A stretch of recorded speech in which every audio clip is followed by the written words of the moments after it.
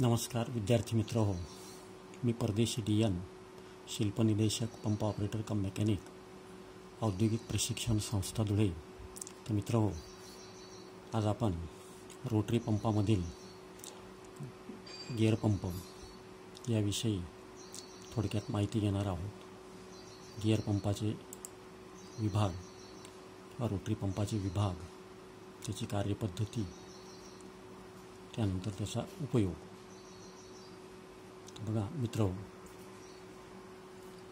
आपल्यासमोर गिअर पंपाचे आकृती डायग्राम स्वरूपात दिसत आहे. तर मित्र हो, रोटरी पंप हा पॉझिटिव्ह डिस्प्लेसमेंट पंप आहे. रोटरी पंप हे सहसा जास्त घनता असलेल्या द्रवासाठी म्हणजे घट्ट पदार्थासाठी वापरले जात असतात. तसेच व्हेन पंप व लोब रोटर पंप हे गॅस कॉम्प्रेसर व एक्झॉस्टर म्हणून उपयोगात आणले जातात.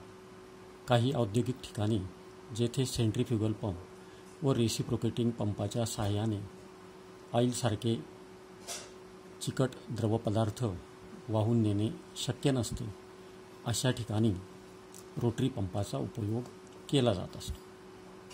तर आता या रोटरी पंपामध्ये जो गिअर पंप आहे, या गिअर पंपाला गिअर पंप असं का म्हणतात? तर गिअर पंपाच्या केसिंगमध्ये 2 मेसिंग गिअरची रचना असल्यामुळे व या गिअरमुळेच कार्य साध्य केले जाते, म्हणून या पंपाला गिअर पंप असं म्हणतात. तर मित्र हो, आपल्यासमोर जी आकृती दिसते आहे ती आहे गिअर पंपाची. तर या ठिकाणी त्याचे जे विभाग आहेत ते आपण सर्वप्रथम विभागांची माहिती घेऊ. तर बघा, हा जो पूर्ण आहे ही आहे केसिंग. त्यानंतर या ठिकाणी हा ड्राईव्ह गिअर आहे, हा ड्रिव्हन गिअर आहे. त्यानंतर या गिअरला या ठिकाणी सेंटरला शाफ्ट बसवलेला असतो. त्यानंतर तो शाफ्ट घर्षणरहित फिरावा याच्यासाठी त्या शाफ्टला बेरिंग दिलेली असते. त्याचबरोबर त्याच्यावर सीलही दिलेला असतो. त्यानंतर या ठिकाणी या पंपाचा हा जो आहे हा रिलीफ वाल्व दिलेला आहे, हे आपण या ठिकाणी बघू शकतो. त्याला स्प्रिंग लोडेड वाल्व असतो, हा स्प्रिंग दिलेली आहे आणि हा ॲडजस्टिंग प्लग दिलेला आहे.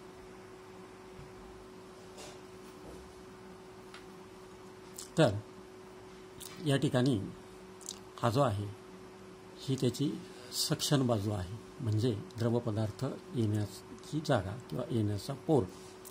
या ठिकाणी कपलिंगच्या साहाय्याने या ठिकाणी पाईप जोडला जातो. हा इनलेट किंवा सक्शन पोर्ट आहे. हा आउटलेट किंवा एक्झॉस्ट किंवा द्रवपदार्थ बाहेर पडण्याचा मार्ग.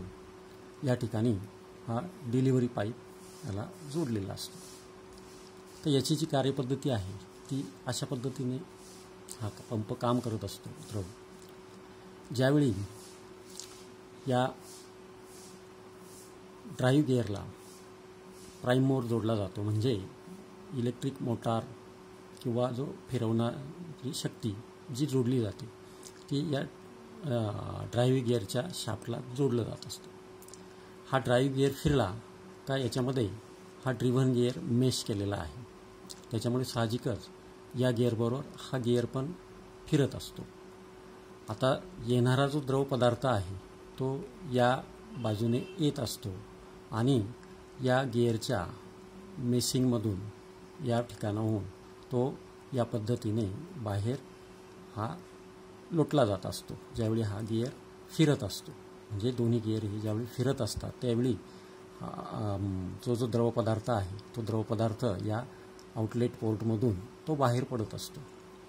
आता होतं काय, तर ज्यावेळी या आउटलेट पोर्टला इथे डिलिव्हरी पाईप किंवा पुढे द्रवपदार्थ पाठवण्याचा पाईप जो जोडलेला आहे तो जर बंद झाला किंवा त्याच्यात काही बिघाड झाला तर पुढे तो पाईप खराब होऊ शकतो किंवा पंपाचं काहीतरी नुकसान होऊ शकतं. म्हणून या ठिकाणी तो प्रेशर या पंपावर येऊ नये यामुळे या ठिकाणी हा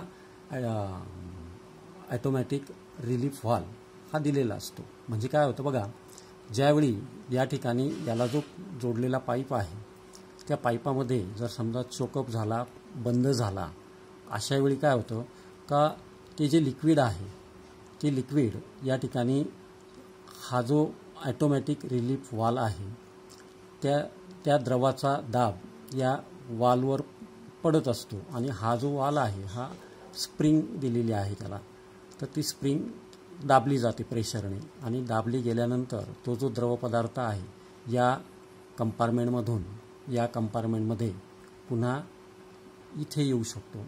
म्हणजे काय होतं का हा जो पंप आहे या पंपाचं होणारं जे नुकसान आहे ते त्या ठिकाणी टाळता येत असतं. तर बघा या ठिकाणी समोरच्या चित्रामध्ये तो पंप कसा काम करतो किंवा कसं कार्य करतो ते आपल्याला दिसतंय. या ठिकाणी हा ऑइल टँक आहे किंवा संप आहे. या ठिकाणी हा पंप बसवलेला आहे. या ठिकाणी हा त्याचा सक्शन पाईप आहे. सक्शन पाईपामधून ते जे काही पदार्थ असेल तो या डिलिव्हरी पोर्टद्वारे डिलिव्हरी पाईपात हा जात असतो. आता या ठिकाणी ज्यावेळी या डिलिव्हरी पाईपामध्ये काही बिघाड झाला किंवा तो पाईप बंद झाला, अशा वेळी काय होतं, हा जो द्रवपदार्थ आहे या द्रवपदार्थाचा दाब वाढतो, पंपाचं तो नुकसान करत असतो किंवा पाईपाचं नुकसान करत असतो. मग ते नुकसान टाळण्यासाठी या ठिकाणी हा रिलीफ वाल्व दिलेला आहे. तर या जो काही द्रवपदार्थ या पाईपातून पुढे जाणार नाही, त्याला काही अडथळा असेल, अशा वेळी काय होतं का हा रिलीफ वाल्व जो आहे हा रिलीफ वाल्व ओपन होऊन आणि तो जो पदार्थ आहे ते जो काही द्रव आहे तर ते पुन्हा या ठिकाणी संपमध्ये टाकलं जात असतं.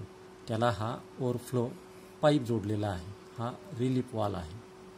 त्यानंतर या ठिकाणी प्लंजर दिलेला आहे का ज्यावेळी हे पुढचं जे आहे हे पुढे आपण त्याला वर्किंगसाठी इतर पार्ट जोडलेले आहेत.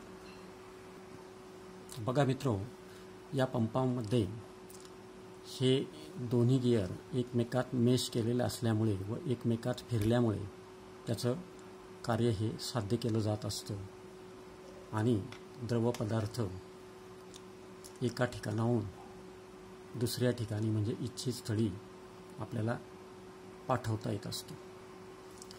या प्रकारे गिअर पंप हा कार्य करत असतो. धन्यवाद मित्र.